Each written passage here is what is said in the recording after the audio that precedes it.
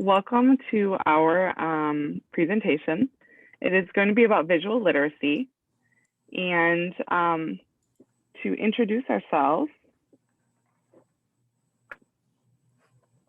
I am Kathryne Chiqui. I'm with Minneapolis Adult Education. I go by she and her.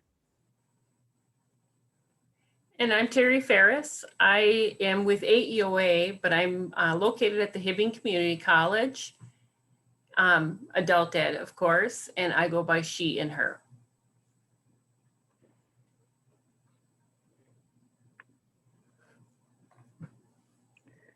All right, our objectives for the day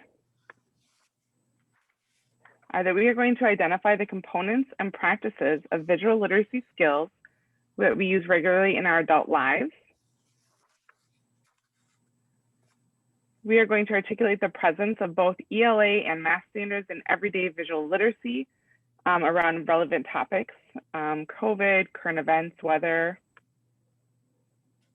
and that we are going to access and apply at least 2 to 3 tools and strategies for developing visual literacy in adult learners, online and offline. All right. Some of you may be familiar with Menti. What we're going to be doing now is working with a free educational aid called Menti. You find it at mentimeter.com. And it has, when you go to Mentimeter, you have the ability to do several different things. We are going to do polls, but you can do a lot of different things on Mentimeter. They have some really cool things, like where you can have those slide rules, where you can have them answer questions where they slide the dot for, you know, cold to hot or whatever you wanted to do. If you have a cell phone, it's quite easy. We're going to have you use your camera to scan that QR code. If you don't have a QR reader or a cell phone with you, Lindsay is, I think it's Lindsay, is going to copy and paste the code into the chat, and you can get to Mentimeter that way. I have to bring up the chat so I can see it. Please just do that now, and then when you're done, come back to this tab after you've completed the questions so that you guys can see the results. Yeah.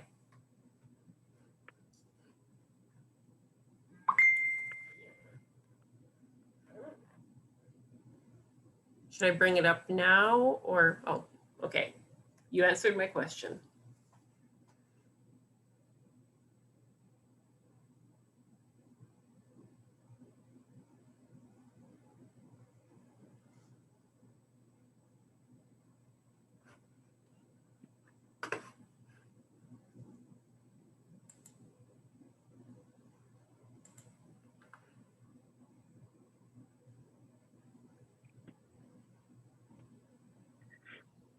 So now that we're looking at some of these results, we wanted to ask you guys the question, what do you notice about this information? And what are you maybe still wondering? You can use the chat box to respond to that.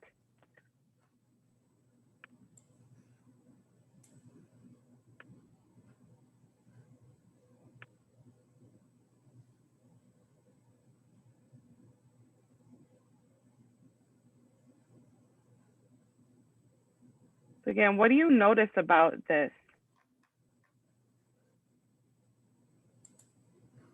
What do you notice about this graph? And what are you wondering still?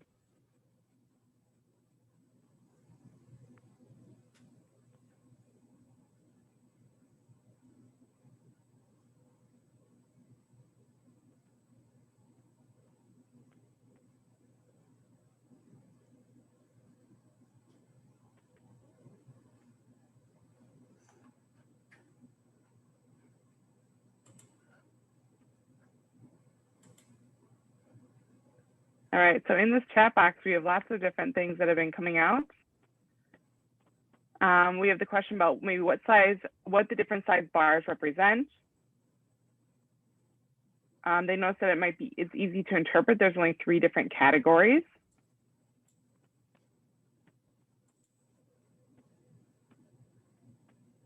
I might not have gone farther up in the chat. Notice about half of us weren't sure about which workshop to choose.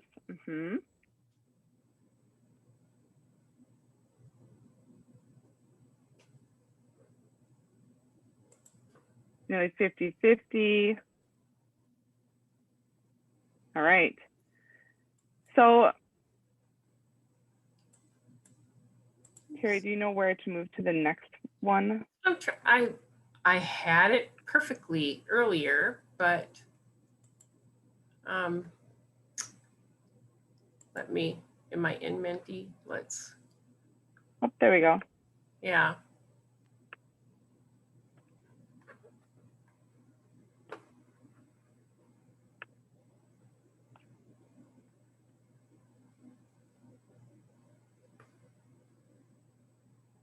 All right, so as you can see, sometimes, there we go.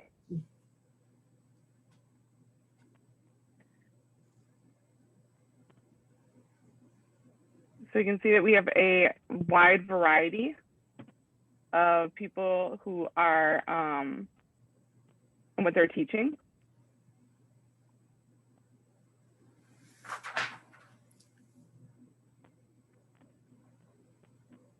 Danielle pointed out that this activity might be more difficult for students that have color blindness. Yes. Somebody else pointed out that they like the colors. It's easy to see differences.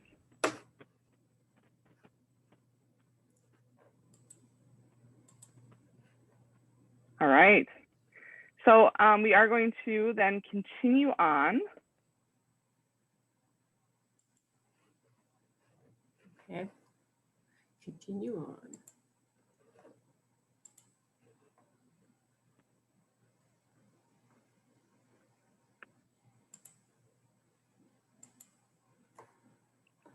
So we asked these questions about what do you notice and what do you wonder? And those two questions, that question set in particular is a set that you don't actually have to use just with visual literacy. That is what our topic is about today. But we wanted to also point out that it's something that you guys can, the question set that you guys could use with traditional ELA texts as well. And so this is a strategy that can be used across the board.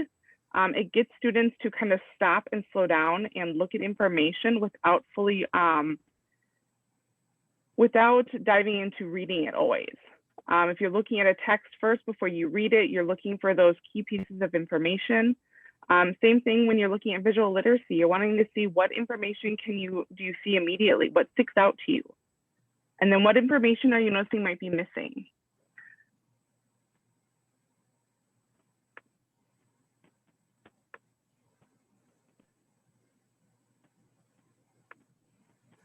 All right. So what steps do you take to interpret information when it is presented visually? What we want you to do is use the chat, and we're gonna call out just a few of them. We won't catch them all, but what steps do you take when you're looking at visual information? Whoops, did I advance it when I did that?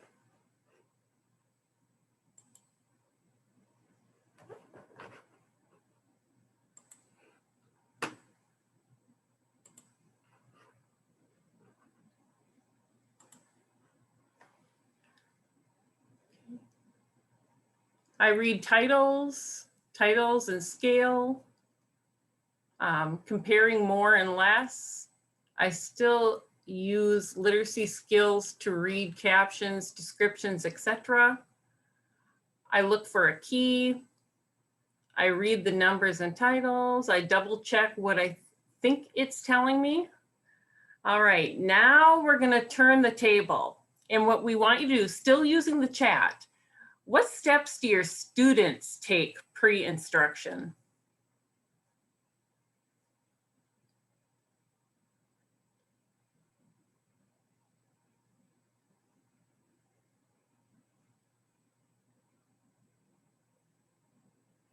They go straight to the numbers. They hunt for what they think is the answer.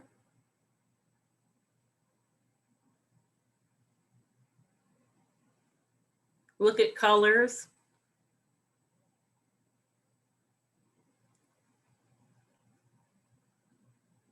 They describe the image, try reading everything, agree with, compare questions to graph representation, read the title and look at info. Okay. I'm gonna close this.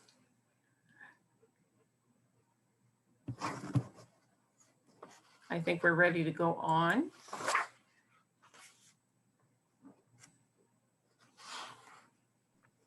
All right. So now we are actually going to ask you to do some visual literacy stuff. We're going to ask you to participate in another round of Notice and Wonder. So in this, I want you to look at the graph that you see. And I want to know, what do you notice about this graph? And what are you still wondering?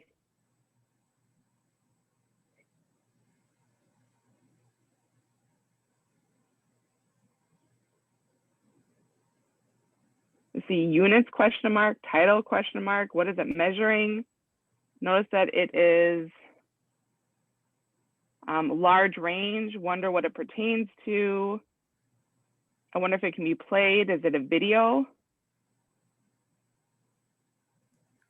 So there's lots of different things I'm seeing that you guys are noticing. It's missing information.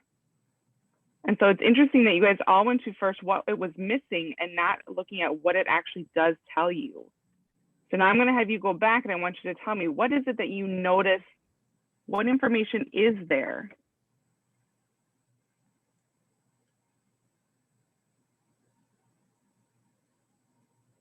Big range in numbers in thousands.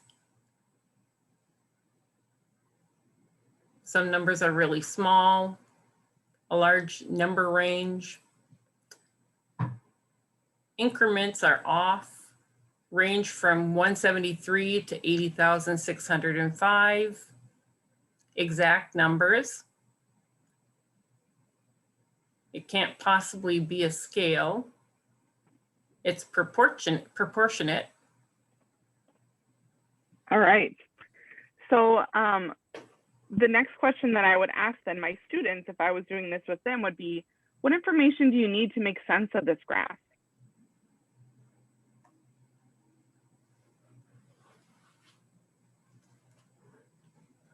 Titles and subtitles. Labels. What is it? What is being measured? Label, topic, and key. Title, legend, subtitle, labels. So you guys all kind of have the same similar opinions, it sounds like. All right, so let's go to our next slide.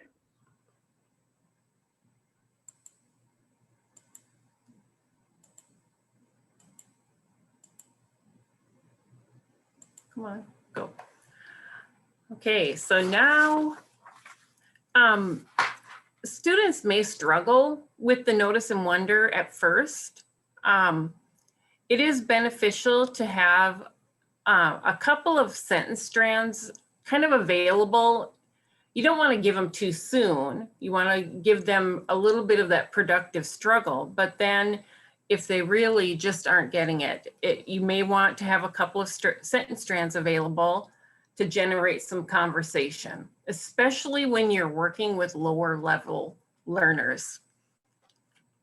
Now what we're going to do is I'm going to check out what this chat is. Okay, it's Lindsay, such a good point. So now what we're going to do is we're going to go to breakout rooms. Each room is going to have 3 to 4 people. And what we want you to do in the breakout room is to quickly say who you are, because we're not going to give you a ton of time, and where you work, and then use one sentence stem to create a notice or wonder. You'll have 5 minutes in the breakout room, and you will have that 1-minute warning before letting you know that time's almost up and to come back to the main group. And then, whoops. Notice that in the chat, there is a slide for the breakout room as well. That way, then you can see this screen once you're into the breakout room. Okay, should I open the rooms now, Terri and Katie? Yes. Yes, please. All right.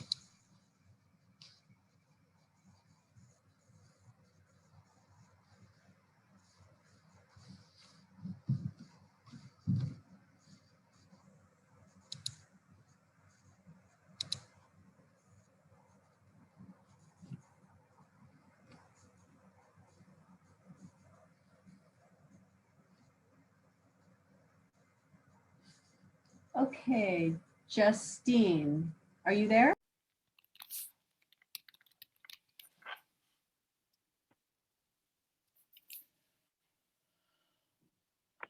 I see that Mary says that she had some issues with not seeing the STEM questions. Mary, were you able to click on the slides that were in the chat box? No, it didn't work in our group. We tried a couple different things and then we ran out of time, unfortunately. Oh, I apologize. That's okay. We're learning.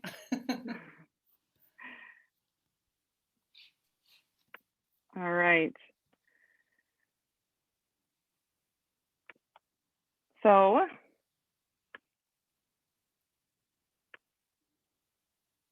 we move to our next slide.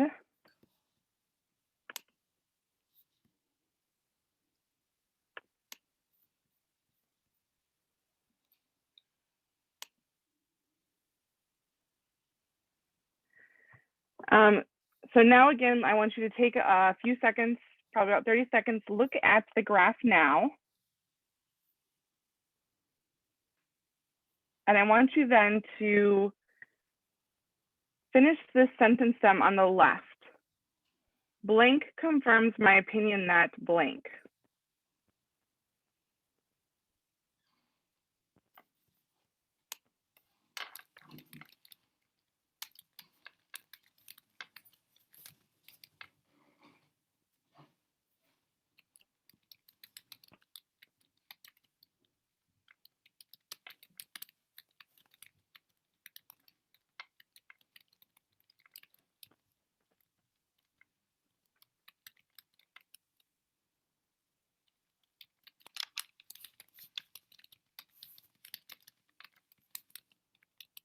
All right, I'm seeing you guys in that chat box.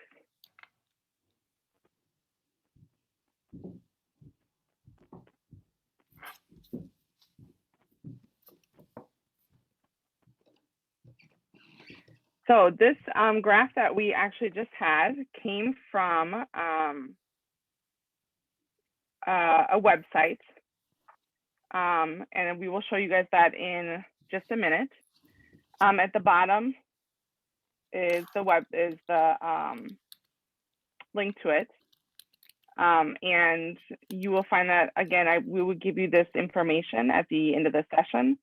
But this information was collected from October 30th of last year. It is, as you guys have guessed, not guessed, been able to ascertain that it is about COVID cases based on race. And this is something that we thought would be very relevant to our current situation. And using these sentence stems allows students the support that they need to become,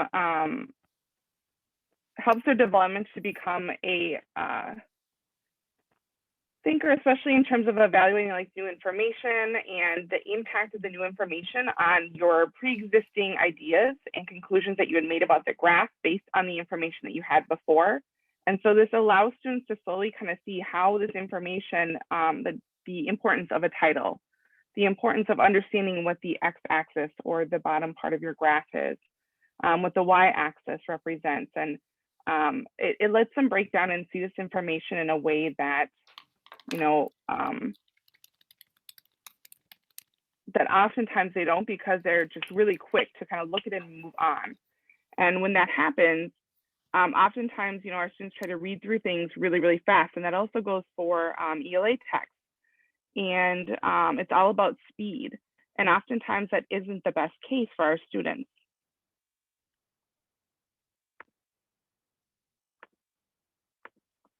Can you click to the next one?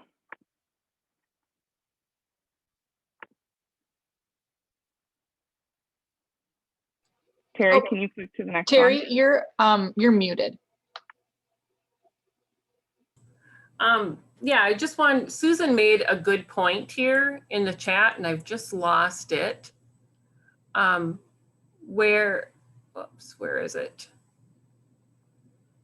She was saying, but we need to know what the percentage of the population each race makes up. Otherwise, it appears as if whites are disproportionately affected, which we know is not true. Yes, this is a very good point. And that would be another great layer that you got that could be brought into that conversation, as Abby pointed out.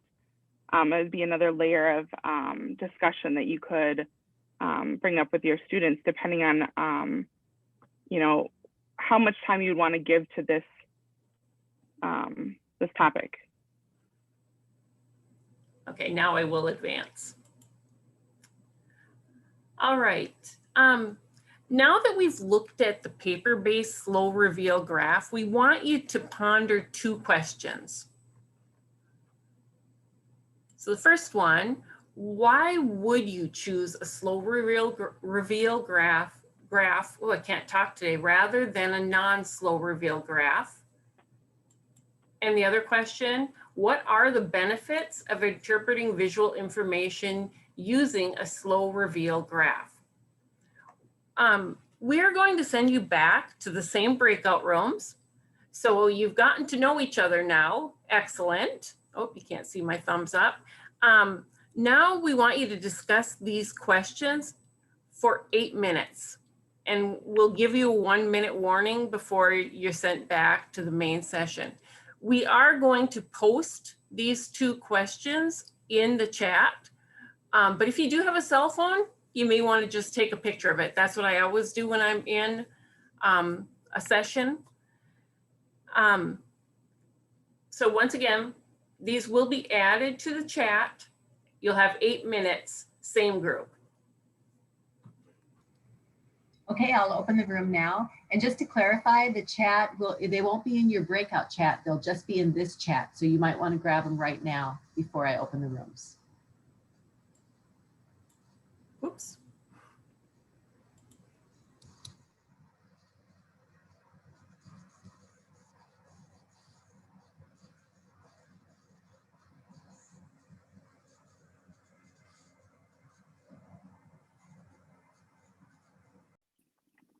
All right, welcome back, everybody.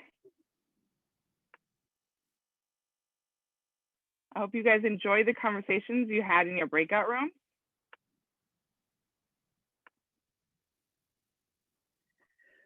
Next, I want to talk about where we pulled this graph from. We found a website that's called Slow Reveal Graphs website, and it was a great resource. It offers lots of different slow reveal graphs already pre-made and ready to go for you to use in your classroom. Many of them are social justice related. So it's an extra bonus if that's something that's up your alley. And most importantly, these slow reveal graphs are ones that you can use also on paper. So if you are teaching the program or at a site where you don't have access to the internet, this resource can also still be helpful. It's not something that you have to do with technology. You can print the graphs and you can use them and have each graph printed on a different side of the paper. That way then students can go through these questions and go through those steps similarly that they would do with technology. So when we click, and this graph again, I mean, this website will be available to you guys, but I wanted to show you what it looked like to make sure, at least for me, I know that when people give me a website and it's one of the big ones that they're using, I like to see what it looks like so that when I go and find it on my own, especially if I can't find it in the additional resources, that I know that I actually found the correct website. So this is what this website looks like, Slow Reveal Graph.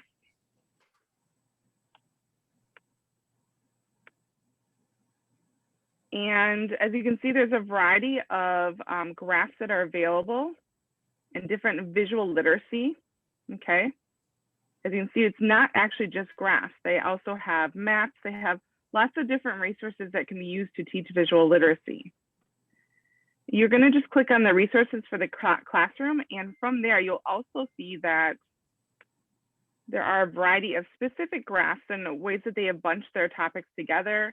You look for bar graphs, stacked graphs, line graphs, pictographs, double bar graphs, circle graphs, line plots. If you're looking specifically for social justice topics, you can click there. Another, it looks like one that they just created was Save the Planet. Okay, and then there's a special collection for incarceration in the United States. So these are, this is a really good resource that you can use, and again, use with technology or without technology.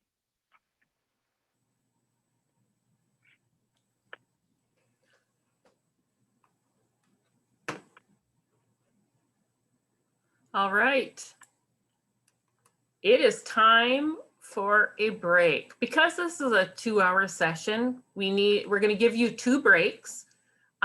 This is the first one, 5 minutes. So you can get up, stretch, get another cup of coffee or a cold drink if you don't drink coffee. And we will be back in 5 minutes. Our 5-minute break is up.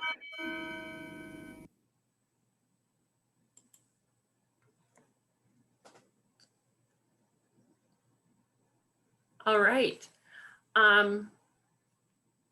Hopefully everybody is back. I'm going to move on just so we can keep on schedule.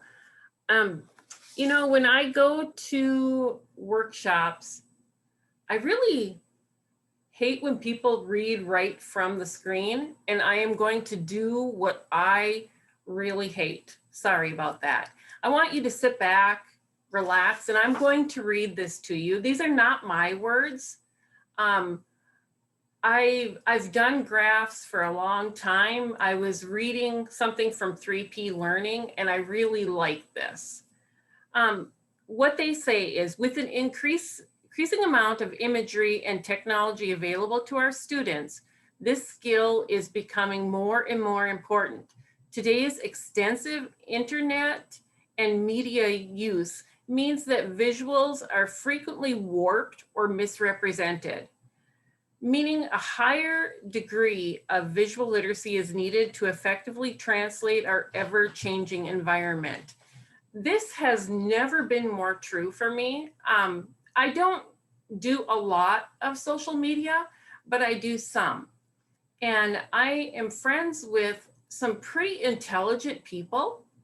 And some of my relatives that I've always looked up to, they have no clue what they are posting, but they claim to be experts, and the visuals that they are putting out there are really skewed or really full of misinformation.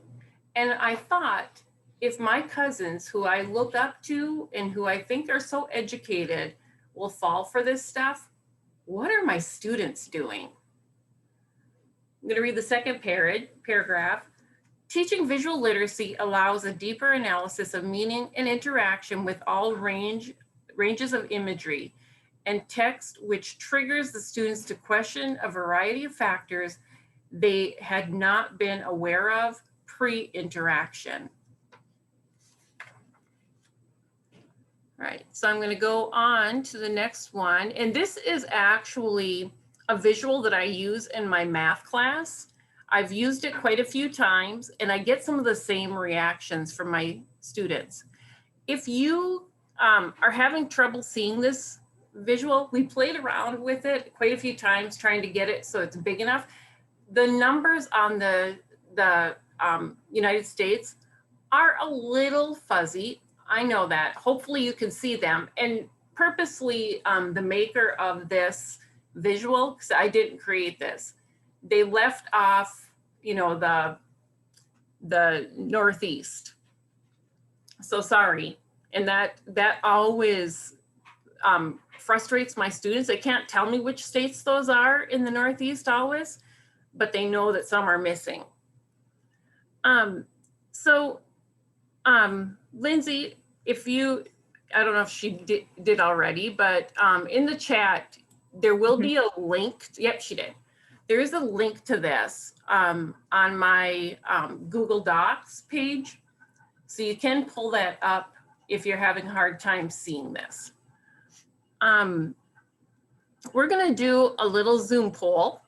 And what this poll is do the graphics support the claim? Yes or no? So you can see the Facebook claim is down here in this corner. This is what Facebook claimed using these two graphics.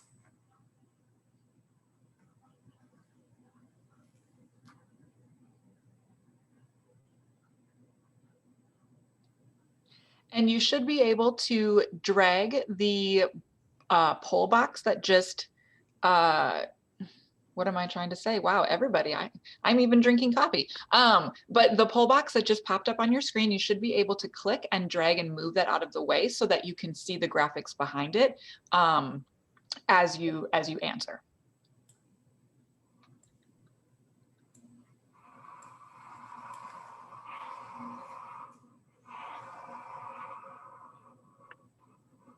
All right, it looks like we have everybody. Oh, maybe not.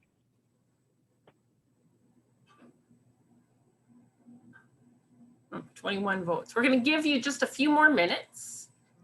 Oh, Sorry, I think I redid it. So if everyone could just fill it out again, please. Sorry.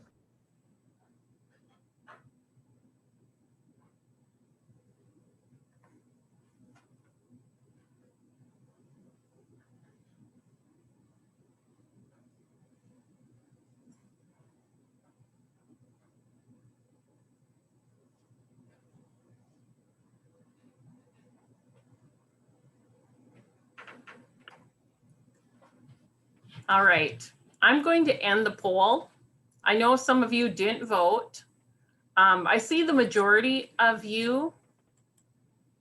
The majority of you have voted no, and some have voted yes. And don't worry, the maker of this graphic, this meme, was pretty tricky. Did I stop that, Gail? Yeah, I must have. Yes, yes. Okay, so the maker of this meme was pretty tricky, and I could see why several people, and my students, it was way more oh, it was more people said yes, correct? And some said no? Yeah, sorry, I was thinking of it different, but most of my students will say yes, that this does, the claim is supported by the graphics. But now what I want you to do is really read the claim. I'm going to read it for you. The states with the most gun owners have fewer mass shootings. What are these numbers?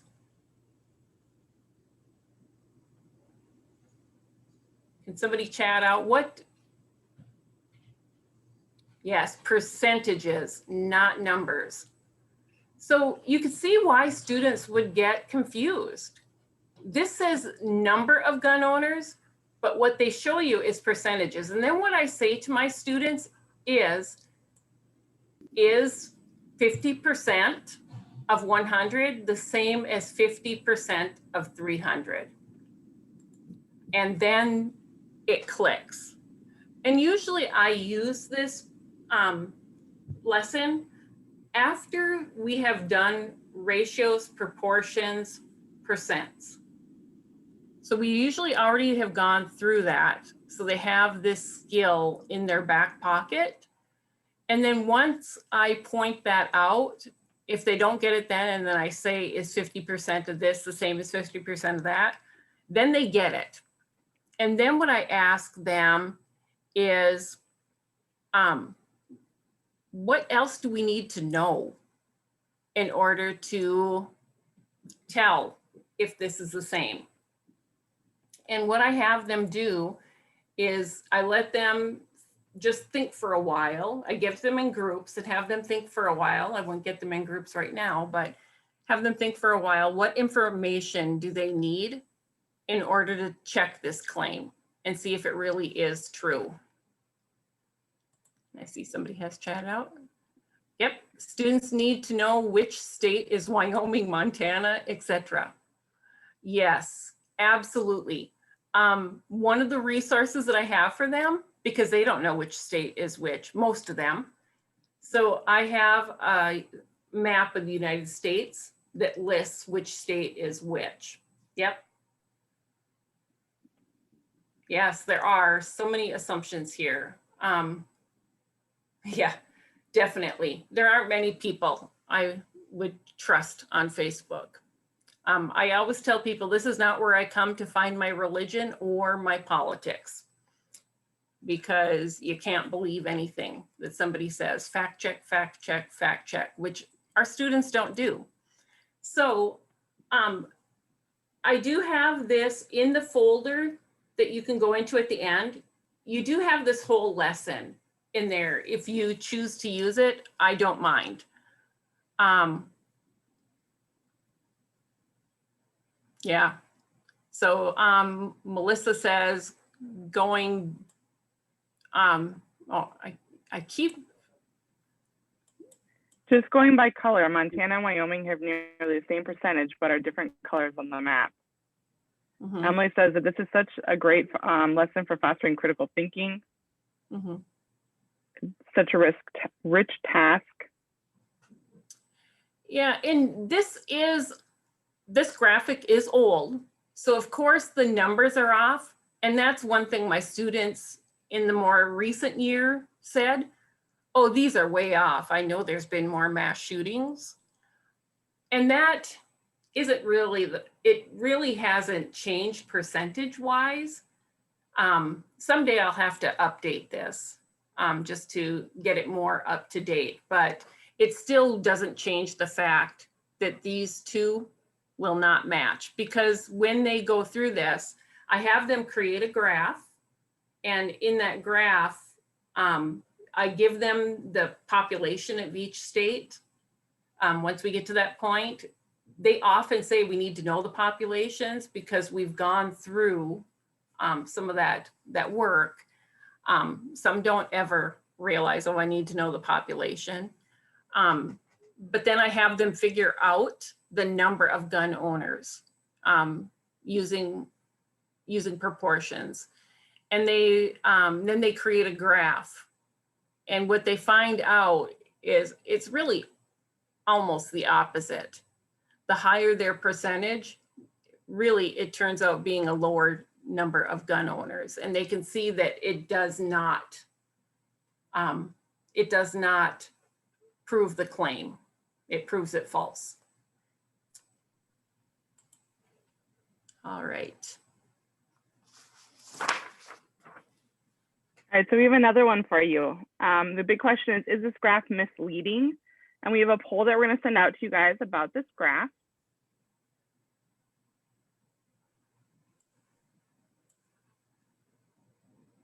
And you should see a poll that says, how is this graph misleading? And you have several options there to choose from.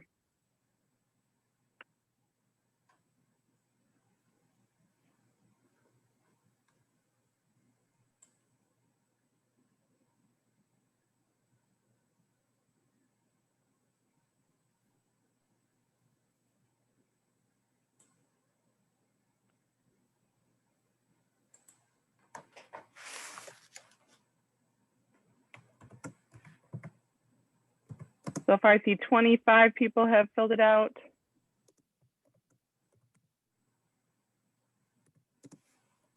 $31.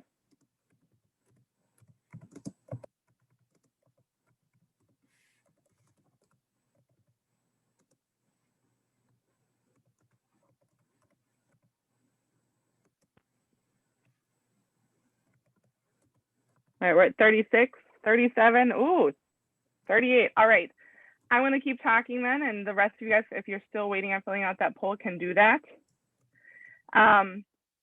So when you're looking at this graph, okay, it is about COVID cases presented at a school board meeting in California.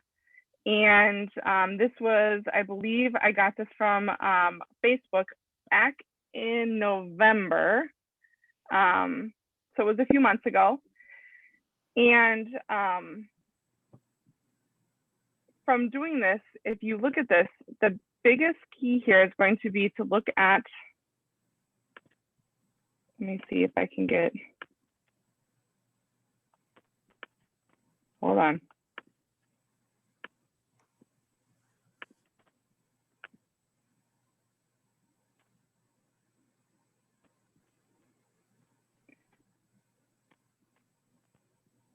So the biggest key to look at is going to be that on the graph, it says the ages 0 to 17 has 116, and ages 18 to 24 have 136. And so the graphs have been very much manipulated to show that looks like there is not a huge difference in COVID-related cases between children under 18 and those above 18. And if you look, I mean, if you were just going to look at this graph, it looks like there is a huge discrepancy between those age groups and the number of COVID cases that they had positive. However, when you look at the numbers, there's only 20 case difference. When you're actually looking at the numbers, it says 116 and the other one says 136.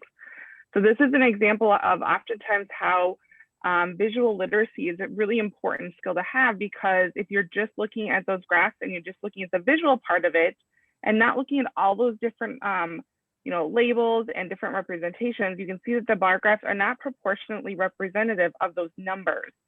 And that is something that can trip our students up quite often, and oftentimes ourselves as well, if we're not paying close attention to those details. And so this was something that I started bringing up, and somebody else posted in the chat box. I wonder if there's a whole bunch of someplace like a house of where these are being stored, of these memes or these visual literacy where they are intentionally misleading, so we could practice these skills with our students. And I found a couple different resources, but oftentimes it's just looking at my own Facebook feed or my own Twitter feed and seeing those things pop up.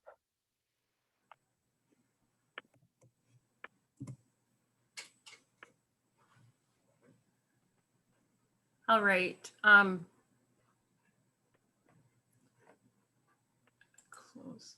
Whoops. Sorry, we're not taking a break yet. I just, for some reason, when I try to click things on here, it just wants to send us to break. All right.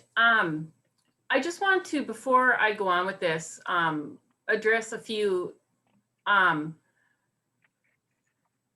a few people were talking about, with the guns. Yes, it was only legal gun owners. There are a lot of different ways that you could go to other charts if you wanted to show how the numbers change. This said gun owners, singular, so it wasn't looking at how many guns each owner had. So yeah, that would add to the number of guns. But so that is, if you knew a way to find out how many guns each owner had per state, that's another chart you could do. But this was just going off a gun owner. So yeah, there's many different ways that you can manipulate that data. All right, this next one, teaching, when I move on to, in my classes, correlation versus causation, my students have a lot of difficulty with that, with some of the correlation versus causation that you find in the GED books. So when I start talking about correlation and causation, I like to use some of these really ridiculous graphs where there is correlation, but not causation. So when I put up this graph here that says the consumption of margarine causes divorce, how many people believe that? You can use the chat. How how many of our students would believe this? Let's put it that way and use the chat.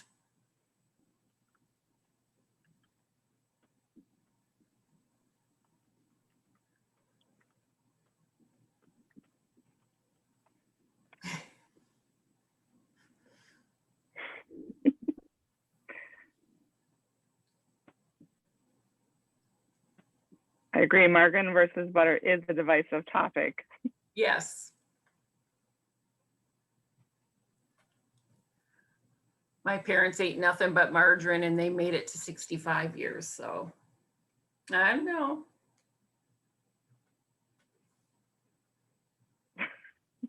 Yeah. Cannot be objective about butter. For people in Wisconsin, I am from Wisconsin. Yes, it is a real issue. Us heathens that ate margarine rather than butter living in Wisconsin. Yeah. They might not even know what margarine is. True, true. When I put this up, most of my students do not believe it. They see it as ridiculous. You have a few here and there that might be swayed because of how good the correlation is. What would it take to make this true? I like to pose this one to my students just to see what they will come up with. So in the chat, if you could think of something, what would make this true?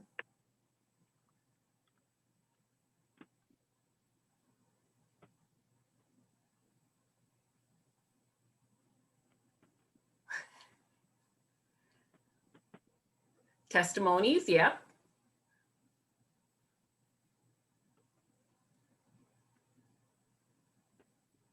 Chemical reaction to margarine. So if there was a study out there that said, this is why,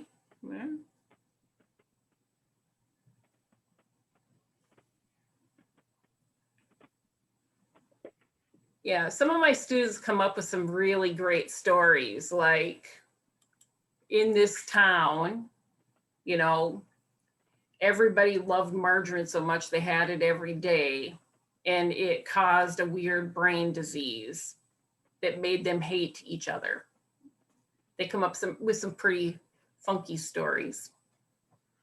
All right, we'll move on. All right, now we are going to move on to the screen that I meanly showed to you and then snatched it right back away. We are going to take another 5-minute break because we have some really cool stuff coming on after, and we want you to be well rested for it. Welcome back. I'm able to get a little bit of movement in before we jump into this next part. We are going to look at another slow reveal graph lesson, but we're going to do it in a new platform called Desmos. Some of you guys may be familiar with Desmos. If you are not, that I will just share a little bit about it. It is a free platform that is available. The lesson that we found was pre-made, meaning that we didn't have to do anything to it. It is interactive. It documents and saves student work for the teacher to go for like as they're doing it in live time, as well as for referencing it in the future, for if you're needing like portfolio proof that they were able to demonstrate a skill. It also allows real-time monitoring and control of the lesson. This is one that is technology-based, and I don't know that it can be done on paper. So what I'd like you to do is to click on the link that is going to be put into the chat box. You are going to be asked then to type in your name, okay? And you can follow the directions of the activity then. It will ask you if you want to connect with Google or if you just want to move on as a guest. Either one is fine.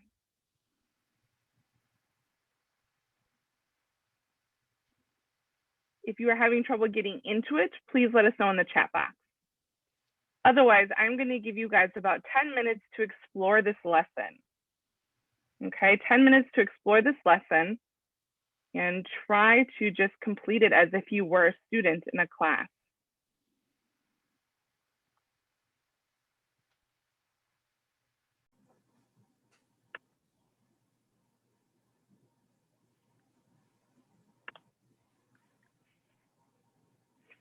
she wants to take part, she could chat what she notices, what she wonders.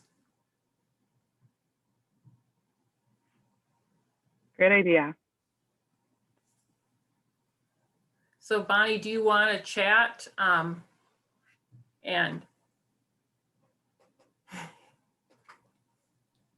okay.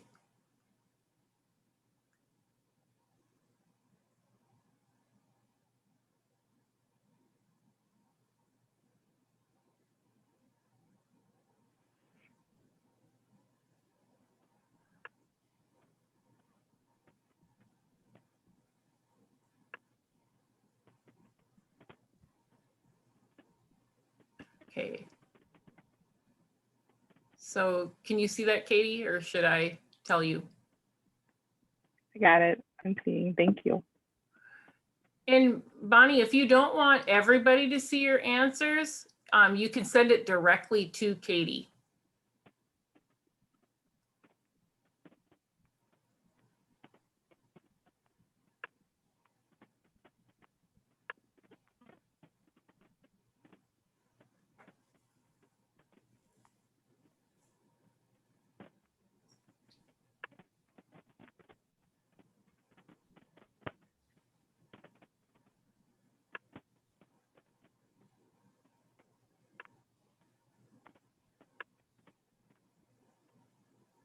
Oh, good question about the share in class. Yes, if you're willing to share it with the class, that would be great.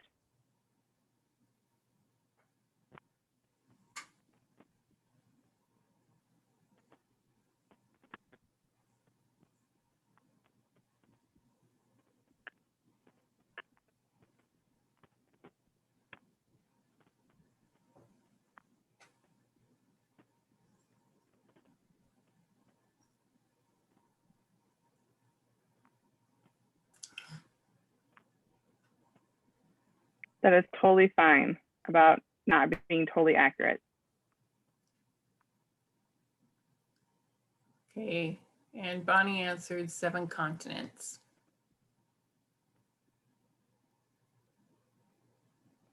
So in this case, then you would drag what you would estimate each one to be.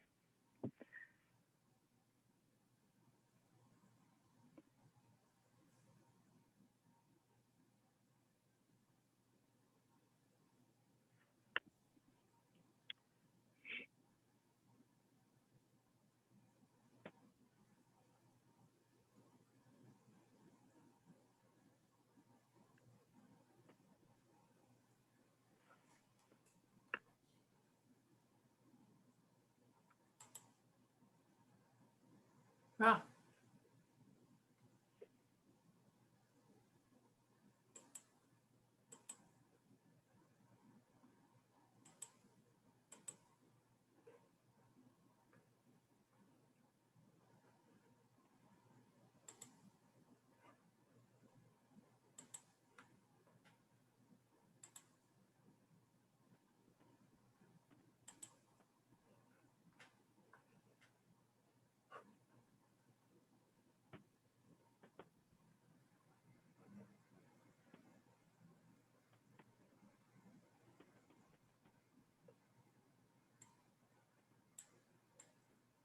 I tried to change the zoom in, but it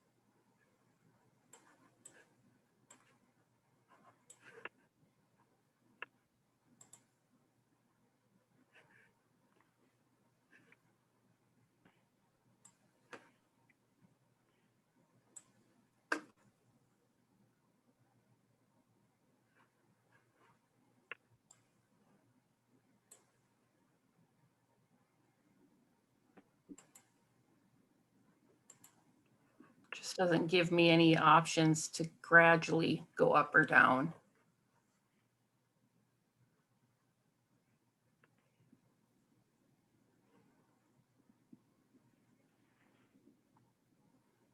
That's okay, Terri. Are you able to get it back to where it was?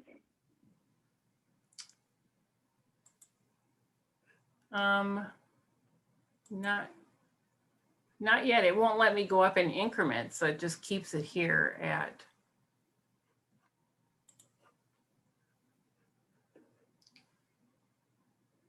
When I do, it goes right up to 200. So I'm trying to get back to my computer control. I wonder if you stop sharing and then shared again, if it would Yeah, reset. maybe.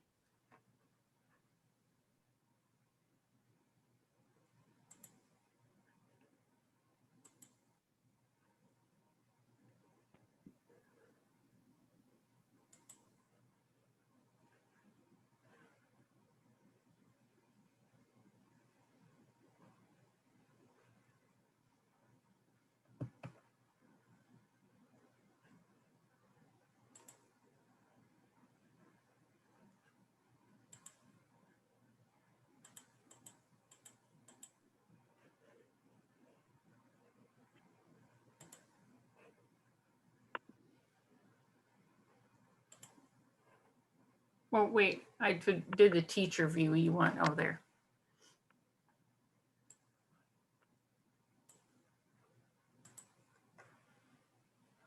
Can you share your slides again, Terri? Mm-hmm.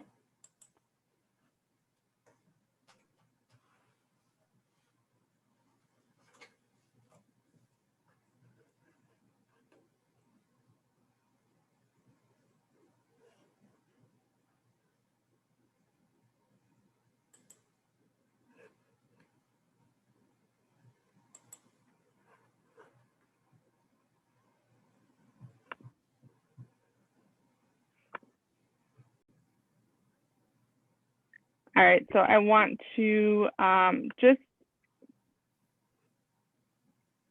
was going to show you guys a few things on Desmos, but I want to make sure you guys have enough time to get some reflection as well as ask any questions. And so if you are interested in learning more about Desmos and learning about how it allows you to monitor student data in real time, you can go back to lessons and you know, how it's interactive and how you can pause it in the middle if you need to stop students from working. You guys can ask those questions at the end and I can show those things then. But now,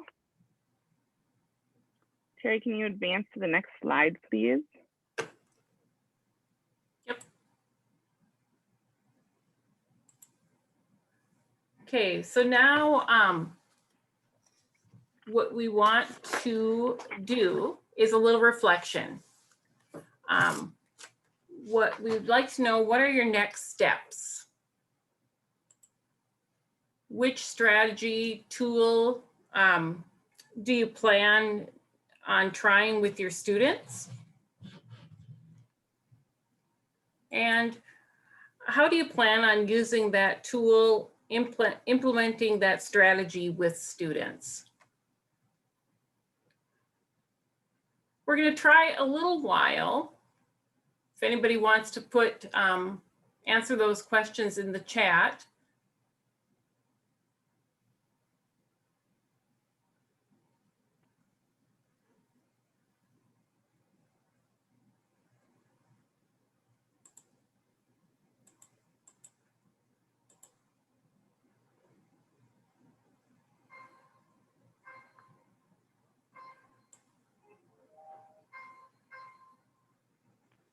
All right, I think what we're going to do, we have some Zoom polls ready, just so we can get more participation. Gail, I think we're going to do poll 3. So which tool do you plan on using in your classroom to help students improve their visual literacy skills?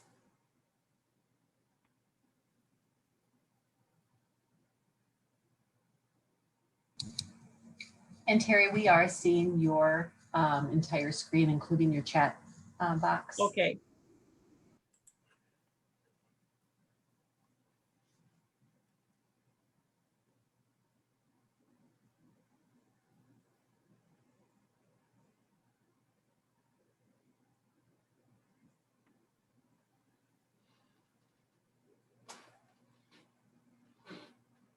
Looks like many of you guys really like the slow reveal graph idea.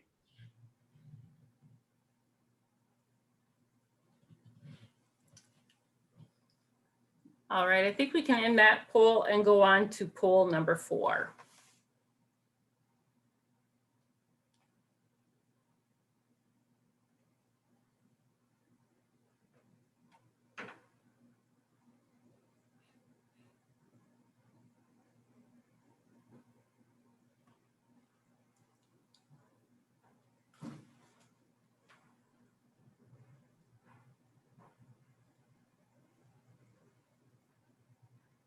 Hey, Krista, the questions are also actually in the polls.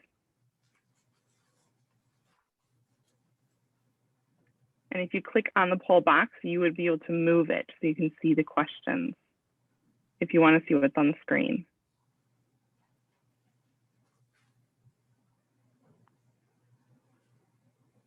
I didn't realize they were the same questions. Never mind. That's okay.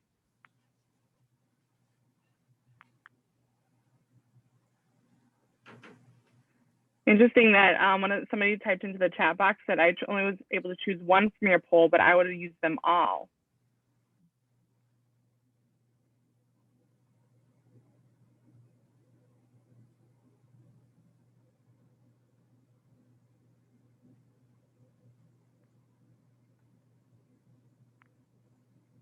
All right, I think we're good on that. Looks like most of you are going to be planning on using both. Now, what we would like you to do is if you go to where the participants, oh, maybe I'm wrong. Where is the raise your hand? Did we figure out? That should be on reactions, right? Okay, reactions. I'm on the wrong. And it's usually right next to someone's more button on the very bottom. More button. I'm not seeing it. Yours is on the top, actually. Oh, right up there. Okay. So if you go to the more button, it'll be either in the top or on the bottom, wherever your Zoom toolbar is. There is a way in your reactions. I'm trying to find my reactions. My glasses are not leaving me, working with me.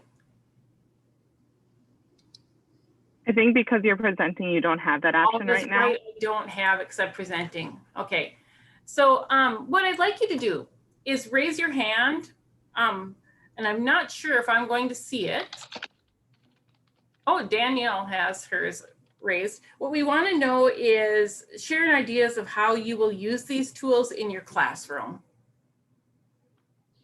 So that's the second question on the screen.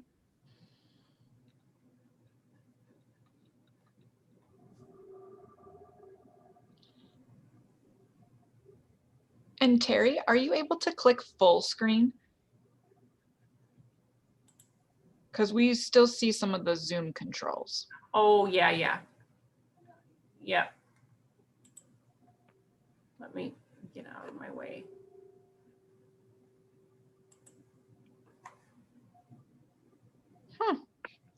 Great, now we don't, yeah.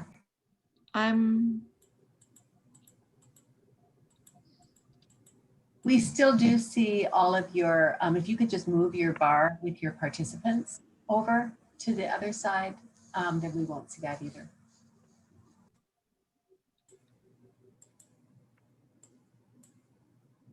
Oh, come on, why do I keep doing that?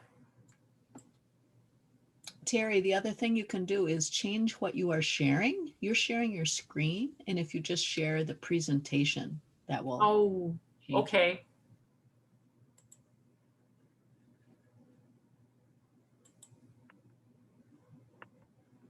Is it the whiteboard that I select?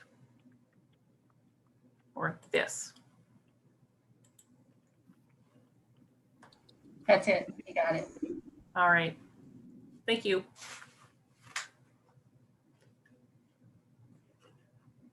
All right.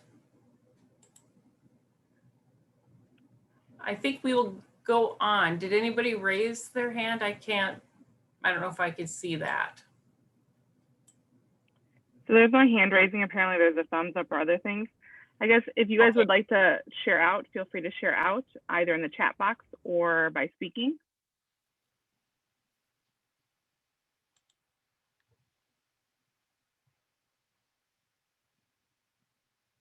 Mhm.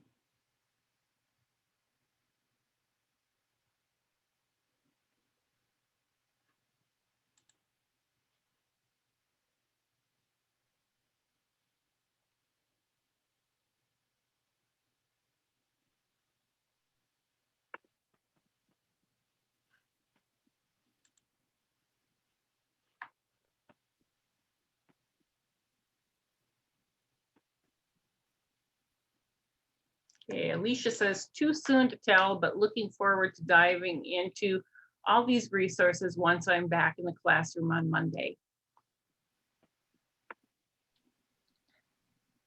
And I see Abby's comment about currently being in the CCRS, the ELA cohort, and how this is just tying so well into what she's having students work regularly on right now, engaging with the text, engaging with evidence. So that's awesome. Mary Jo, I agree.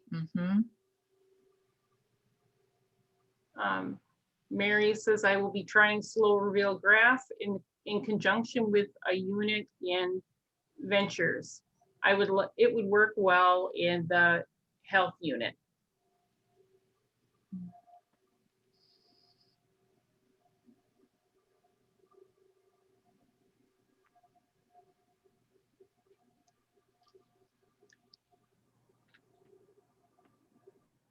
Mary, would you like to tell what ventures is? I haven't used it in a long time. You would do a better job. It's our ELL textbook series. So like Step Forward or any of the other kind of, I can't remember, I've been away from the classroom for a little while here, kind of a comprehensive ELL text with multiple levels. So I teach level 5 and yeah, I don't know, I'm coming back from a leave, so I'm not sure which unit we're in, but in the past, I think I've done some graph things with the health unit. And yeah, maybe it would be interesting also to have students, you know, what I've done in the classroom in the past is have them create graphs. So that's another whole level to try to do online. Maybe we could try to do one together. I don't know. I'd have to think more about that. Yeah. Okay, Molly says, sometimes it takes seeing something a few times. This is my 5th time. So I think I am ready to give Desmos and slow reveal graphs a go. I hear you, Molly. It took me a few times with slow reveal graphs before I started really incorporating it into my classroom. And I'm still, Katie presented on Desmos because I've only done it in workshops, not quite ready to take it on in my classroom yet. Heather, I'm really curious about your what your thoughts are. If you want to, could you unmute yourself and elaborate what you were thinking about with a regular text too? So I did something similar with texts when I would have my students reading, doing a close reading, and I would pull out pieces of the text that were important that I wanted them to look at, like the title, like section headings, like captions, and I would only give them pieces. And then we would talk and work with that and try and do some critical thinking around that. And then I would give them more so that by the time they were reading the full text, they were really ready to go.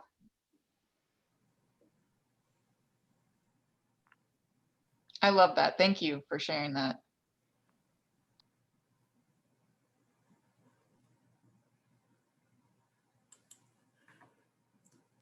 Oh, Katie, you're muted.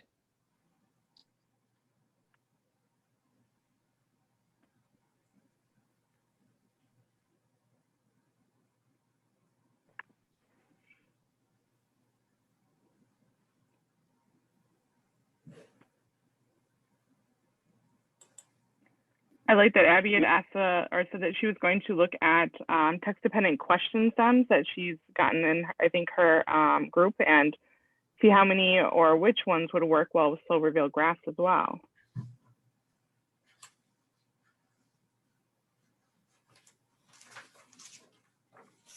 And I actually want to share as well that the idea of the sentence stems, I think, is also incredibly important. Like, just again, regardless of the subject matter, whether it's more, you know, visual literacy dealing with numbers and mathy, or if it's reading and literature and whatnot, just myself, I'm like speaking to myself right now, giving students that language so that they can really focus on their thoughts and on the analysis, and they don't have to worry about how do I share it, how do I construct it, how do I put that thought, that conclusion together. So I love that you shared sentence stems at the beginning, because I think that that's a piece that I have been missing, to kind of give students that language so that they can talk about it and then think critically about what they're looking at.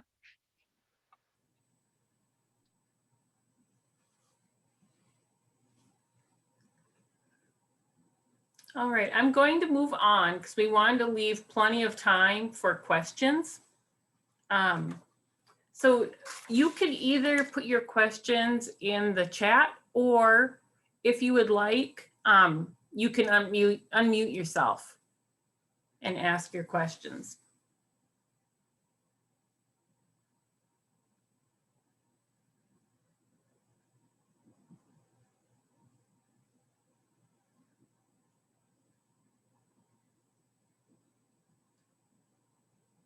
Is there anything that you would like to know more about?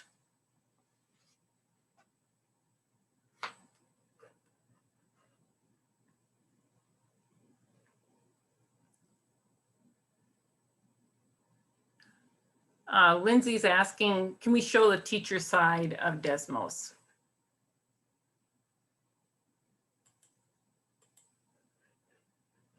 I'm gonna get that out of the way so I know where I'm at.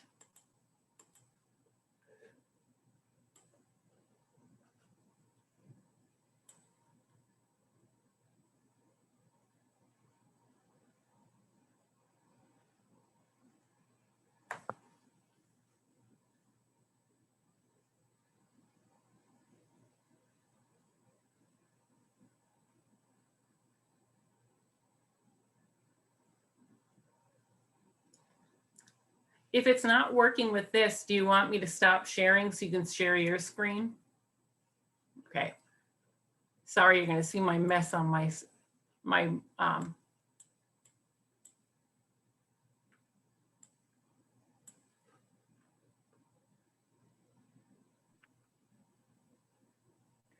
right, so you guys should be able to see currently my page. This is what it would look like from a teacher's point of view when you open up this lesson. And if you work with Google Classroom, you can directly assign it to that classroom. If you're interested in just seeing if a lesson is interesting, you can click on Student Preview and it would pop up what you guys are seeing from a student end. And then here where it says View Dashboard, that's going to show you what, from the teacher end, what this tool looks like.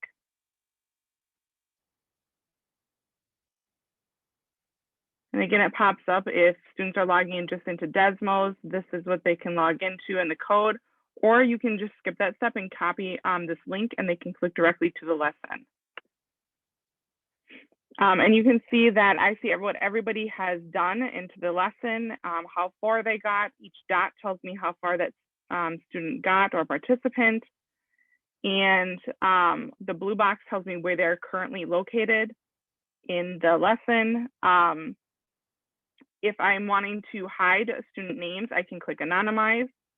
And then, you know, it keeps everything anonymous so that I can share where a student specifically might be at, or bring up a screen so we can talk about it if there is maybe like a great mistake or a great something great that the student said. I can also look up here and I can see where each student is at. I have 5 students on slide 1. I have 1 student on slide 3, 1 student on slide 5, and so on. And it tells me where the majority of my students are. And I can click on a slide and I can pull it up and I can show, and it will tell me what all the students said in that specific place in the lesson. And while students are working, if I see that there are a lot of students that maybe, if I go back to the summary, if I see, like, let's say that there's a lot of students that maybe got stuck on a slide, it looks like there's a couple of students that just didn't do slide 4, I might be able to pause student work and I could bring up slide 4 and we could talk about it. Maybe there's something that students are tripping over, right? Maybe there's, maybe they didn't answer it in the way that was intended, and I want to bring them back to that and clarify something. I can pause, and when I pause, then nobody else can do anything. It says on the student screen that your activity was paused, and it allows the teacher to kind of interrupt the activity so that you can have a conversation.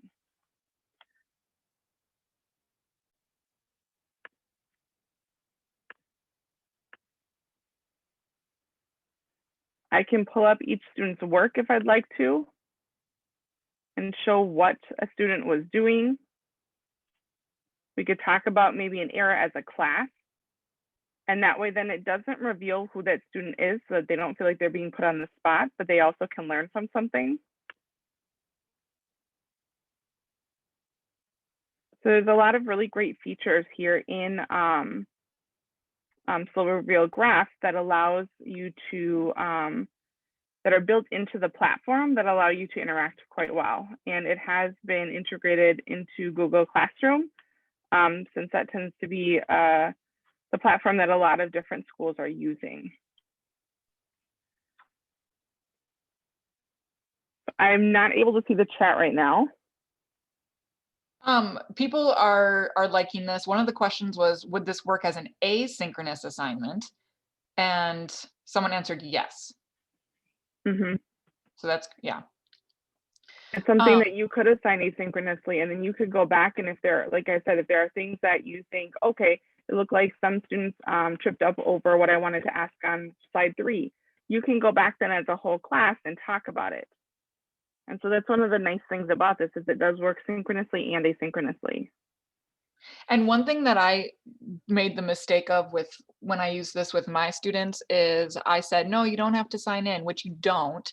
I can still see the log of everything on the teacher's end, even if students don't use an account. But if they want to then log back in, correct me if I'm wrong, if someone else has used it, then they don't see their work and then they have to start over again because they, you know, so like they just by putting their name in, if they continued without signing in, then they don't see that. So I actually created accounts for my students, and now I'm encouraging them to do that so that when we go over stuff, their work isn't lost, because they were getting frustrated, like, oh wait, now I don't see what I already did. So it's just something to keep in mind if they are going to work on it asynchronously and then go back in. Yeah, Lindsay, you are correct. You don't have to have students log in. The benefit of having them log in or connected to a Google account is that Google will save it for you then. Are there other activities that are already pre-made in Desmos? Yes, there are lots of other activities that are pre-made. Trying to remember how to get out of this one and get just to my teacher account. So there are tons of like different featured collections. There are featured activities. There are definitely things on the high school and middle school range for, like, if you're talking about topics for math. There are some things that I think that are starting to come about that aren't math related. They have many different topics you can explore. There's different grade level alignments now because Desmos has become a tool, since everybody's online for the most part, has become a tool that has been widely built. There are some elementary grade ones as well.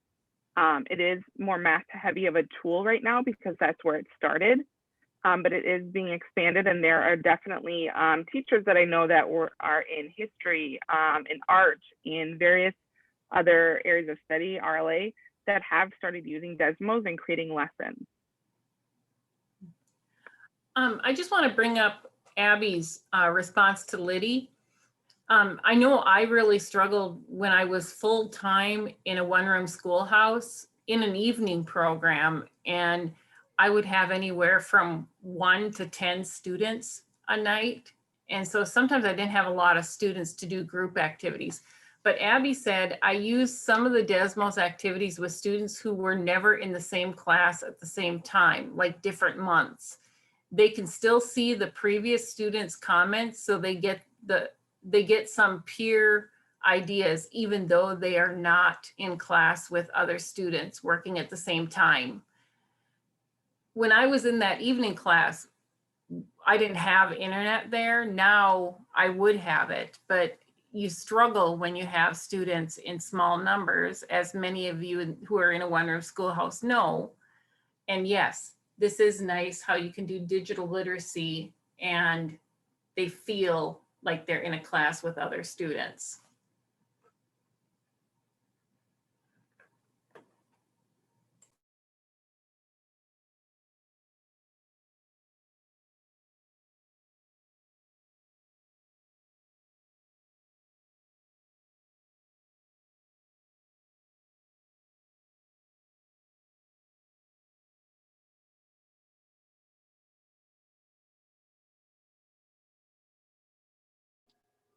And I just put this in the chat, maybe someone's responding, but does anybody know the answer to this question about logging in with Google Classroom or through Google Classroom if then they're signed in with their names? Maybe we haven't encountered that one yet.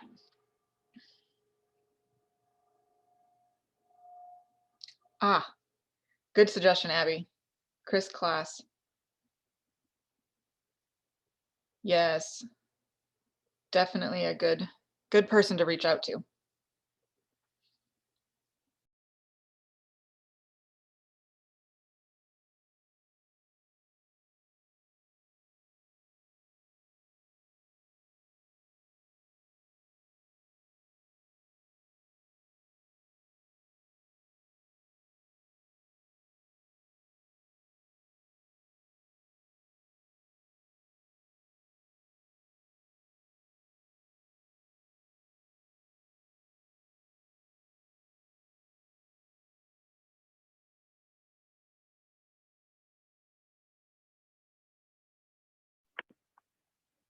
Looks like for my students that are logging in that yes, it shows up if you use their, like if they're using their Google account, whatever name is linked to their Google account, I believe is what shows up on the screen.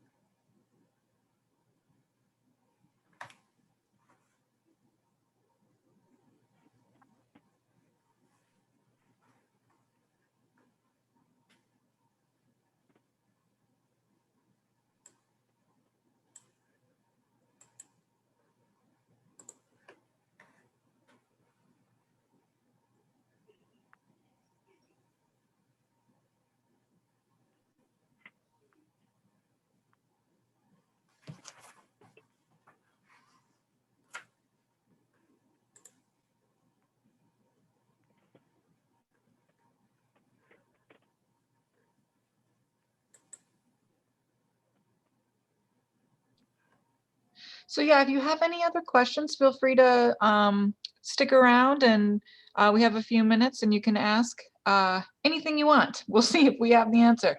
But otherwise, Gail just put in the links to the coffee breaks or the flyer links where you can find the coffee breaks. So definitely check that out from 11:30 to 12:15. And then after that will be lunch. So we will probably catch you in another session. Thank you for coming. Enjoy the rest of the conference. Thank